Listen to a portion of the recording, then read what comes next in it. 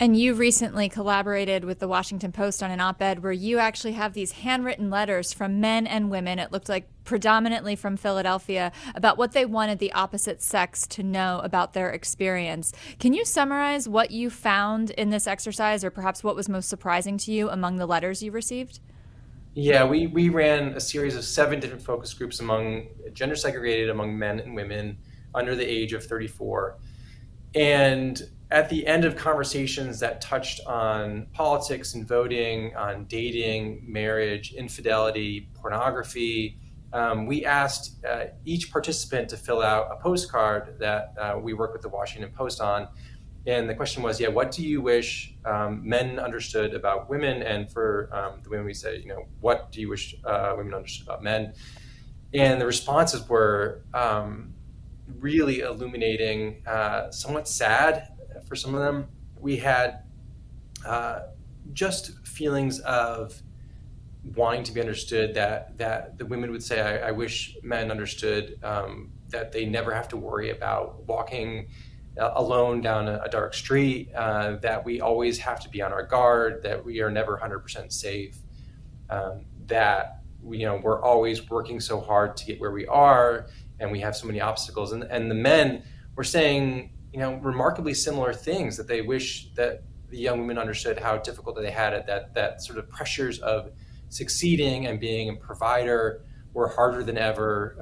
The economy, was working against them, but there were still all these expectations for them in terms of what they have to do as men, and that they didn't feel like anyone had their back. And this, we saw this in a number of different comments where people were really honest. And for listeners and viewers, I would encourage to check out that Washington Post site, because it's really to read those comments, I think is really kind of startling, and hopefully I would hope it's helpful for folks to understand where young men and women are.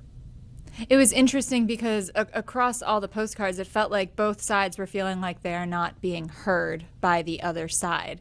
In the different experiences, there's almost that universal sense that no one understands them. So I'm wondering, I know you're researching still and you're writing your book, but are there solutions? And with the caveat that there will probably always be political divides, but in terms of the loneliness, in terms of the not hearing each other, are there policy recommendations or societal recommendations that you would make at this point? So I think it's hard to sort of change culture through policy, but I think there are some ways that we can identify the problems. And I think the amount of time and the age at which young people are getting smartphones and spending time on social media is taking them away from other opportunities to socialize, to be around all sorts of people, but particularly developing relationships with people of the opposite gender who do have qualitatively very different experiences living in the United States.